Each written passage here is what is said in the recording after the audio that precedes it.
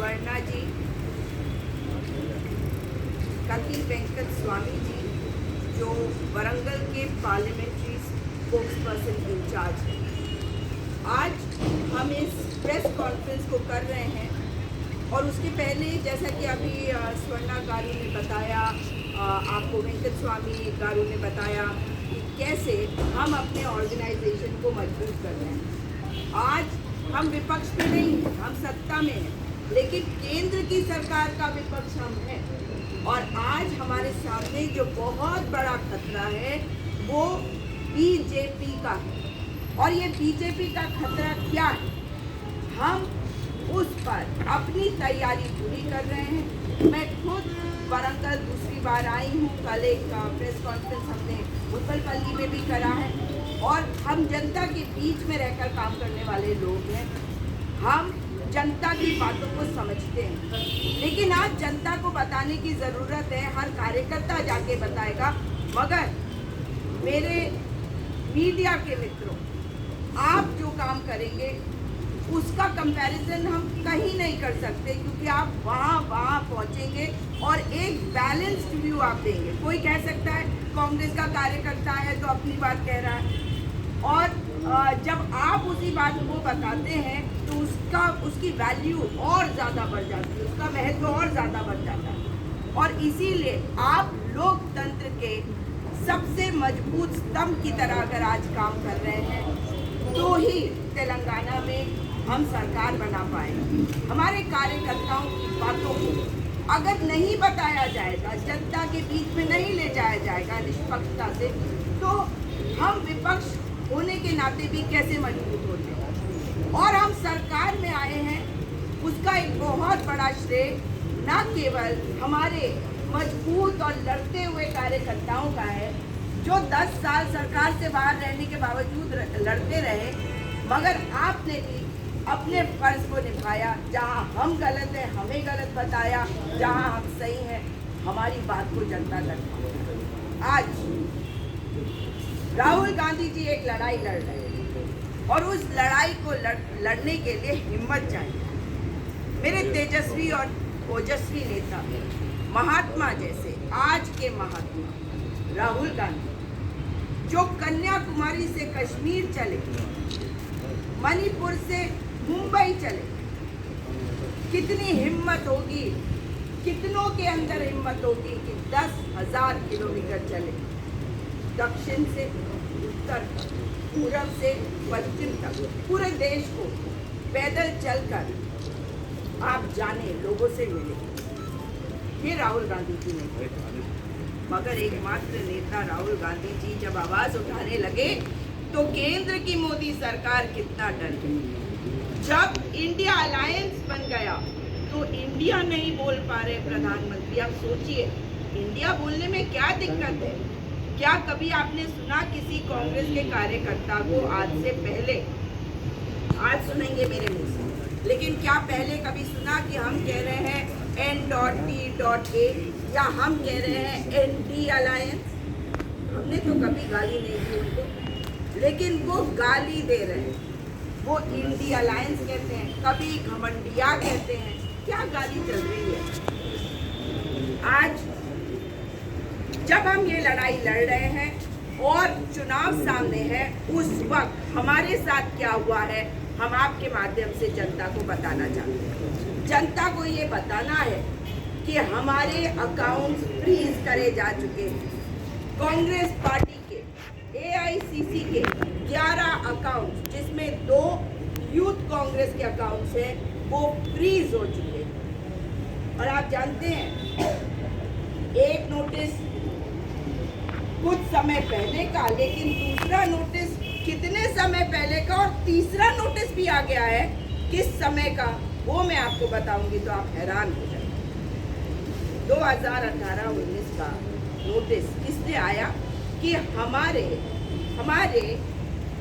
जो सांसद थे, MP थे, उन्होंने कैश में 14 लाख रुपए कांग्रेस पार्टी को डोनेट 2018-19, और उसका रिटर्न्स फाइल करने में, यहाँ पहले बता दूं कि कोई भी पॉलिटिकल पार्टी इनकम टैक्स नहीं देती। तो आप पूछेंगे तो इनकम टैक्स हमारे पीछे क्यों पड़ा? हमें इनकम टैक्स रिटर्न देना होता है। तो हमने इनकम टैक्स रिटर्न देने में 45 दिनों की देरी करी, ओनली 45 डेज। कई लोग 6 महीने की देरी करते हैं। तब क्या होता है, आप लोगों ने भी किया होगा, जमा करते हैं तो पेनल्टी लगती है। पेनल्टी मैक्सिमम जो लगती है, मैक्सिमम वो है 10,000 रुपीज। तो हमें इनकम टैक्स नहीं देना था, हमने रिटर्न फाइल करना था, उसमें 45 दिनों की देरी हुई और अमाउंट कितना था? 14 लाख रुपीस। इस अमाउंट के बारे में क्या किया इनकम टैक्स ने? इन्होंने ना सिर्फ हमें नोटिस भेजा, मगर उसके बाद हमारा अकाउंट फ्रीज होना शुरू हो गया। 11 अकाउंट्स हैव बीन फ्रीज्ड। और उस पर पेनल्टी कितनी लगाई? जितना पैसा था नहीं अकाउंट में उससे ज़्यादा, 0.07%, यानी कि 14 लाख। और क्वांटम ऑफ पनिशमेंट 106%। 0.17% के ऊपर 106% की लाइबिलिटी दिखा रहे हैं, उस वो पनिशमेंट लगा रहे हैं, पेनल्टी 210 करोड़। आपको क्या ये ठीक लगता है कि 14 लाख का रिटर्न फाइल करना था? छुपा नहीं रहे, रिटर्न फाइल करना था, उसके लिए 210 करोड़ की पेनल्टी लगा दी। और वो भी मोदी सरकार ने अपने इनकम टैक्स ऑफिशियल्स को बैंक बैंक जाकर भेजा और कहा कि ये अकाउंट अभी, इसमें से पैसा अभी ट्रांसफर करें। Is this right? I ask you my friends.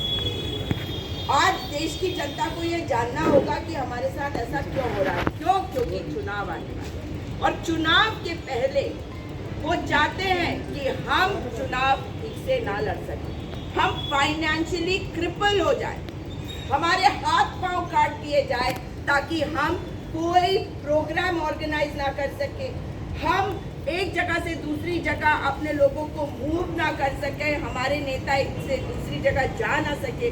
मैं आपके बीच में काम करने आई हूँ। हमारे जैसे लोग पूरे देश में जाके काम करते हैं।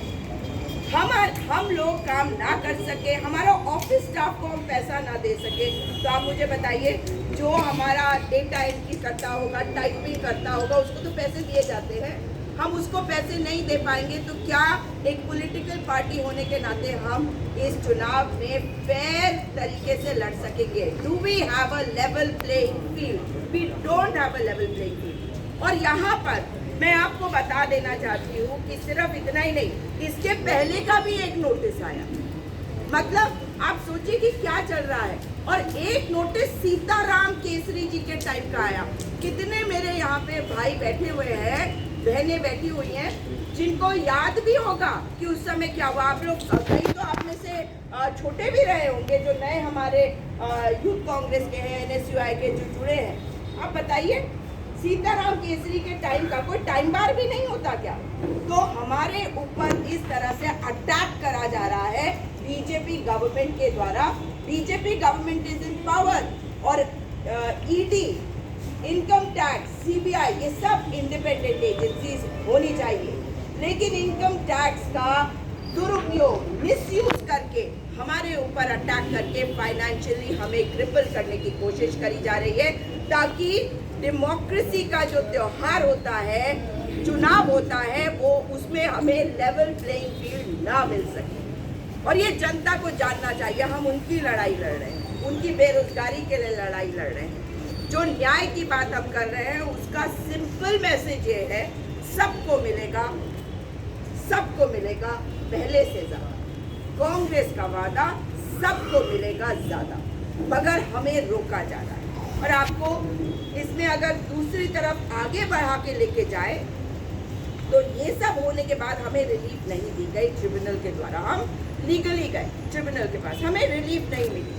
रिलीफ तो देनी चाहिए अगर आपको आज डेमोक्रेसी को बचाना है। डेमोक्रेसी में लेवल प्लेइंग फील्ड चाहिए सभी पार्टियों को, सिर्फ कांग्रेस पार्टी नहीं, सब पार्टियों को। और सारी पार्टियों को आप देख लीजिए कि क्या किया जा रहा है।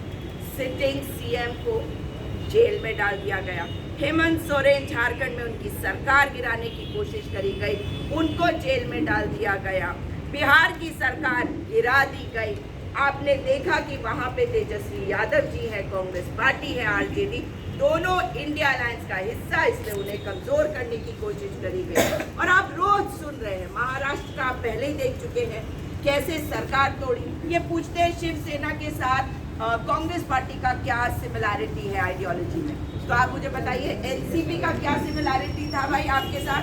और एनसीपी के अजीत पवार को आप कह रहे थे 70,000 करोड़ चक्की पीसिंग, और उसके बाद आप ले गए। और अब इसके बाद देखिए क्या हुआ। इन्होंने सोचा नहीं था कि इतना बड़ा ऑर्डर आ जाएगा। 2018-19 के बाद से आज तक हम वेट कर रहे थे इस आदेश का, इलेक्टोरल बॉन्ड्स। इसको मैं बोलती हूँ पीएम केयर्स फंड। आपने पीएम केयर्स फंड सुना है? ये पीएम केयर्स फंड है, पीएम डराता फंड। दूसरे में पीएम केयर तो वैसे भी नहीं करते, अपने अलावा किसी का केयर नहीं करते। वो एक घोटाला है, ये दूसरा घोटाला है। और इलेक्टोरल बॉन्ड्स में जैसे ही कहा गया माननीय सुप्रीम कोर्ट के द्वारा कि ये इलीगल है, ये अनकॉन्स्टिट्यूशनल है, तो ये कहने लगे कि भाई जो पुराने वाले थे उनका डेटा कैसे आए, क्योंकि उन्होंने पैसा इसीलिए दिया क्योंकि हमने ये कहा था कि आपका डेटा बाहर नहीं आएगा। बट यू टेल मी, अगर लॉ है, कोई क्राइम करता है तो वो लॉ काम करता है ना। लेकिन अगर लॉ इलीगल है और किसी ने क्राइम किया उस लॉ के अंडर और बाद में पता चला वो लॉ इलीगल है, तो वो क्राइम होगा क्या? आप खुद सोच के देखिए। सो इलेक्टोरल बॉन्ड्स में इन्होंने 4 तरीके इस्तेमाल करे। कौन से 4 तरीके हैं ये सुनिए। फोन आप सब इस्तेमाल करते हैं, हम सब करते हैं। उसमें 2 तरीके, एक प्रीपेड होता है, एक पोस्ट पेड होता है। आप लोग कौन सा इस्तेमाल कर रहे हैं उसी के हिसाब से अगर आप देख लें तो प्रीपेड में क्या होता है, चंदा दो धंधा लो, पहले आप पैसा देते हैं उसके बाद इस्तेमाल करते हैं। तो इसमें चंदा देने के बाद आपको धंधा मिल जाता है। कितनी सारी कंपनीज ऐसी हैं जिनको काम मिला है ये चंदा देने के बाद। दूसरा पोस्ट पेड स्कीम, आप पूरा यूज करते हैं अपने अकाउंट को और मंथ के बाद आप उसमें पैसा भरते हैं। अब ये पोस्ट पेड स्कीम देखिए, ये है, ठीक है, ठेका ले लो बाद में रिश्वत दे देना, तो ठेका लो और रिश्वत दो। तीसरा, ईडी का इस्तेमाल करो, सीबीआई का इस्तेमाल करो और एक्सटॉर्शन करो। पूरा का पूरा एक्सटॉर्शन रैकेट चला रही है आज भारत की सरकार। भारत की सरकार यानी कि the government of India under Narendra Modi is running an extortion racket, यानी कि हफ्ता वसूली। फिल्मों में देखा है ना आपने, हफ्ता वसूली, हर हफ्ते, हाँ, अन्ना वसूली, जानते हैं आप उसको। तो ये पूरा का पूरा वो चल रहा है। ये है थर्ड रास्ता। चौथा रास्ता सुनिए, चौथा रास्ता क्या है, फर्जी कंपनी बनाओ, शेल कंपनी। अभी तक तो सुना था कि बोगस वोट, सुना आपने, बोगस कंपनी सुना कि पैसा कैसे रूट करना है, क्योंकि पूरी लिस्ट में वो दोनों नाम नहीं आए तो लोगों ने कहा कि वो दोनों नाम क्यों नहीं आए, अडानी अंबानी के। तब ढूंढा ढूंढा ढूंढा, लोग तो ढूंढने लग गए जैसे ही डेटा बाहर आया। एसबीआई ने पहले कह दिया हम डेटा नहीं देख सकते, अभी बहुत टाइम लगेगा, हमें 20 जून तक दो। अरे जो पैसा खर्च करके आप सरकार में आए वो तो एक पूरी सरकार ही आपने इलीगल पैसे से बनाई। अब दूसरी सरकार में आप हमारा पैसा रोक के इलीगल पैसे का इस्तेमाल करना चाहते हो, जाने भी नहीं जनता कि कितना पैसा आया। अब देखिए, इसमें क्विक सॉल्यूशन नाम की कंपनी आई, उसका रिश्ता निकल के आ गया अंबानी जी के साथ। एक दूसरी कंपनी आई, उसका रिश्ता निकल के आया नवयुगा इंजीनियरिंग का, कि इसका किसी से कोई रिश्ता नहीं है। आप पूरा वेबसाइट देख लीजिए, नहीं दिखेगा। और दिखेगा अगर ध्यान से उस पेज को देखेंगे तो ऊपर कोने में अडानी का लोगो दिखेगा। अब आप बताओ क्या चल रहा है। अगर आप ढूंढने चलेंगे तो बहुत कुछ निकल के आएगा। और हमें किसी कंपनी से दिक्कत नहीं है जिनके साथ इन्होंने ये प्रीपेड, पोस्टपेड, हफ्ता वसूली या ये शेल कंपनी से तो बहुत दिक्कत है। लेकिन जहाँ पे अपनी पावर का दुरुपयोग किया है, हम उस कंपनी को ब्लेम नहीं देंगे। कंपनी को तो काम करना है। लेकिन आप बताइए कि अगर आप हफ्ता वसूली करेंगे तो क्या वो काम ठीक करेगा? क्या आपकी सड़क ठीक बनेगी? क्या आपका ब्रिज ठीक बनेगा? कालेश्वरम का ब्रिज याद है ना आपको? ठीक बनेगा? क्यों नहीं बना? मेगा इंजीनियरिंग का क्या रिश्ता है बीआरएस के साथ? केसीआर नहीं, बीआरएस के साथ पूछिए, क्योंकि बीआरएस ही बीजेपी की बी टीम है और ये बात प्रूव हो रही है बार बार। तो ये 4 रास्ते हैं। लेकिन कमाल मैं आपको बताती हूँ, हफ्ता वसूली मैंने आपको बताया, तीसरा मेथड जो है जिसमें एक्सटॉर्शन रैकेट चल रहा है, इसमें जो अमाउंट बीजेपी को मिला है वो है 2592 करोड़ रुपीस। इसमें कौन सी कंपनियों ने पैसा दिया और क्यों दिया, उनके ऊपर रेड हो गई। और कंपनीज का मतलब है जो ग्रुप्स हैं उसके अंडर बहुत सारी कंपनीज हैं। 34 कितनी बार इनके ऊपर रेड हुई? 34। पैसा कितना मिला? 2592 करोड़ रुपए जो बीजेपी को मिले। और इसमें से अब ये सुनिएगा ध्यान से, जब ईडी, सीबीआई, आईटी गई उसके बाद कितना पैसा मिला? 1853 करोड़। है क्या मजाक चल रहा? अब प्रीपेड पोस्टपेड पे आते हैं। उसमें अब ग्रुप्स की बात कर रही हूँ। इसमें बहुत सारी कंपनी है, 38 groups with lots of companies. एक ग्रुप के बहुत कंपनीज होते हैं। 38 ग्रुप्स, प्रोजेक्ट्स कितने मिले इनको? 179 प्रोजेक्ट्स। कौन से? कालेश्वरम जैसा प्रोजेक्ट, ये बीजेपी का मैं बता दूँ। सिलक्यारा टनल सुना था आपने? नवयुगा इंजीनियरिंग ने बनाया था उत्तराखंड में, टनल गिर गया, 41 लोग फंस गए। वो कंपनी जो है उसको ठेका मिला और उन्होंने पैसा दिया। तो किसको दिया? सेंटर को दिया ना, वो तो बीआरएस को नहीं दिया, वो सेंटर को दिया। ऐसी, और उसके ऊपर कोई कार्यवाही नहीं हुई। No action was taken in spite of that. ऐसा कभी सोचा आपने कि ऐसा हो सकता है? ये देश के लिए अच्छी बात नहीं है। तो 38 groups, 179 projects were given to them worth 2004 crore rupees.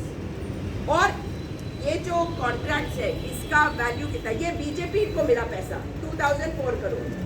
इसके बदले में कितने के कॉन्ट्रैक्ट मिले आप सुनिए। 2004 करोड़ के का चंदा मिला बीजेपी को, और बीजेपी की गवर्नमेंट सेंटर में 3,84,825 crore worth of projects. Can you imagine? They are taking 2004 crore and they are giving projects worth more than 8 lakh crore. Is that fair? You decide. Then 419 crore ऐसा भी सामने आया है जिसका ये ही नहीं पता कहाँ से आया, इसका पिताजी कौन है, इसका डैडी कौन है। ये बीजेपी के पास आया। आप मुझे बताओ, अगर बीजेपी इज इन पावर और उसको शेल कंपनी से पैसा मिला जिसमें लिखा है, कोई रिकॉर्ड नहीं है कि ये कौन सी कंपनी ने पैसा दिया है, this is supposedly white money, but it is going to BJP through shell companies. Who will ask these questions? And I'm not saying that donations should not be given. Donations should be given. And my final thing here is that donation से ही parties चलती हैं, लेकिन fair तरीके से होना चाहिए, level playing field होना चाहिए। आज हम जनता को बताना चाहते हैं कि बीजेपी ने देश को कैसे लूटा है। दुनिया का, हिस्ट्री का सबसे बड़ा क्राइम, सबसे बड़ा स्कैम नरेंद्र मोदी ने किया। धन्यवाद।